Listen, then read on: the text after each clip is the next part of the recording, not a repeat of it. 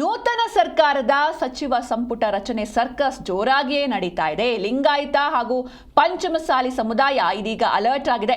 2 ಸಚಿವ ಸ್ಥಾನ ಹಾಗೆ 1 ಡಿಸಿಎಂ ಸ್ಥಾನಕ್ಕೆ ಮನವಿಯನ್ನ ಮಾಡಲಾಗ್ತಾ ಇದೆ. ನೂತನ ಸರ್ಕಾರದ ಕ್ಯಾಬಿನೆಟ್ ಸಚಿವ ಸಂಪುಟ ರಚನೆಗೆ ಸರ್ಕಸ್ ಜೋರಾಗಿಯೇ ನಡೀತಾ ಇದೆ.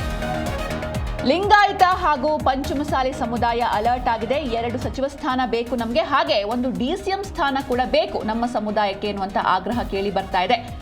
ವಿಜಯಾನಂದ ಕಾಶಪ್ಪನವರವರ ಫ್ಯಾಮಿಲಿಯನ್ನ ಪರಿಗಣಿಸಿ ಸಮುದಾಯದ ಹಿತಕ್ಕಾಗಿ ದೆಹಲಿಗೂ ಕೂಡ ನಾವು ಹೋಗ್ತೇವೆ ಅಂತ ವೀರಶೈವ ಲಿಂಗಾಯತ ಪಂಚಮಸಾಲಿ ಸಂಘ ಆಗ್ರಹಿಸ್ತಾ ಇದೆ. ಫೀಲ್ಡ್ಗೆ ಇಳಿದಿದ್ದಾರೆ ಲಿಂಗಾಯತ ಪಂಚಮಸಾಲಿ ಸಮುದಾಯದ ಮುಖಂಡರು. ಖಾಸಗಿ ಹೋಟೆಲ್ನಲ್ಲಿ ವೀರಶೈವ ಲಿಂಗಾಯತ ಪಂಚಮಸಾಲಿ ಸಂಘದ ಪತ್ರಿಕಾಗೋಷ್ಠಿ ಕೂಡ ನಡೆಯಿತು. ಪಂಚಮಸಾಲಿ ಸಮುದಾಯಕ್ಕೆ 2 ಸಚಿವ ಸ್ಥಾನ ಬೇಕೇ ಬೇಕು, ಇದರ ಜೊತೆಗೆ 1 ಡಿಸಿಎಂ ಸ್ಥಾನವನ್ನು ನೀವು ನೀಡಬೇಕು. ನಮ್ಮದು ದೊಡ್ಡ ಸಮುದಾಯ ಆಗಿದ್ರೂ ಕೂಡ ಇಲ್ಲಿವರೆಗೂ ನಮಗೆ ಹೆಚ್ಚಿನ ಅವಕಾಶ ಸಿಕ್ಕಿಲ್ಲ. ಯಾರಿಗೆ ಕೊಡಬೇಕು ಅನ್ನೋದನ್ನ ಫೈನಲ್ ಆಗಿ ಅದು ಹೈಕಮಾಂಡ್ಗೆ ಬಿಟ್ಟ ವಿಚಾರ. ಆದರೆ ಸಮುದಾಯದಲ್ಲಿ ಬಹಳ ಆಕಾಂಕ್ಷಿಗಳಿದ್ದಾರೆ. ರಾಜು ಕಾಗೆ ಆಗಿರ್ಬೋದು, ಅಥವಾ ಪ್ರಕಾಶ್ ಹುಕ್ಕೇರಿ ಅವರಾಗಿರ್ಬೋದು, MY ಪಾಟೀಲ್ ಆಗಿರ್ಬೋದು, ಹೀಗೆ ಬಹಳ ಜನ ಇದ್ದಾರೆ ಅಂತ ಸುದ್ದಿಗೋಷ್ಠಿಯಲ್ಲಿ ಮಾತಾಡಿದ್ದಾರೆ. ಸಮನ್ವಯ ಅಧ್ಯಕ್ಷ ಆಗ್ತಕ್ಕಂಥ ಸಿದ್ದರಾಮಯ್ಯ ಭೇಟಿಯಾಗಿದ್ವಿ. ಅವರು ಪೂರ್ವಕವಾಗಿ ಸ್ಪಂದನೆ ಮಾಡಿದ್ದಾರೆ. ಹೈಕಮಾಂಡ್ ಜೊತೆ ಮಾತಾಡಿಬಿಟ್ಟು ನಾವು ಅದಕ್ಕೆ ಸೂಕ್ತ ಪರಿಹಾರ ಕೊಟ್ಟು ಅಂತ ಹೇಳಿದ್ದಾರೆ ಅಂತ ಭೇಟಿಯಾಗಿದ್ದೀವಿ.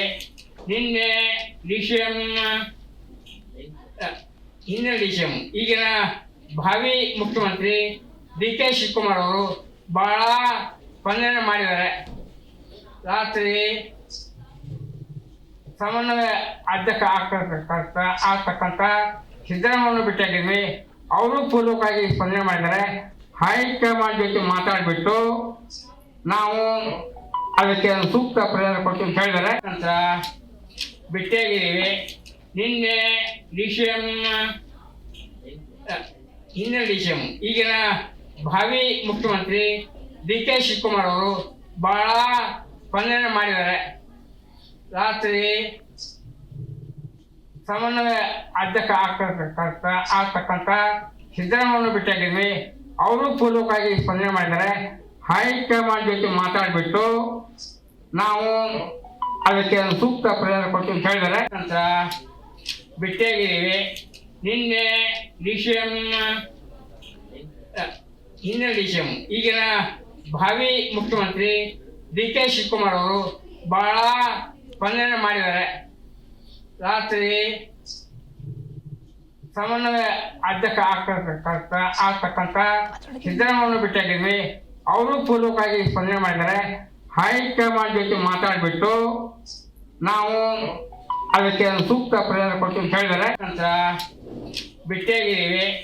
ನಿನ್ನೆ ಡಿಸಿಎಂ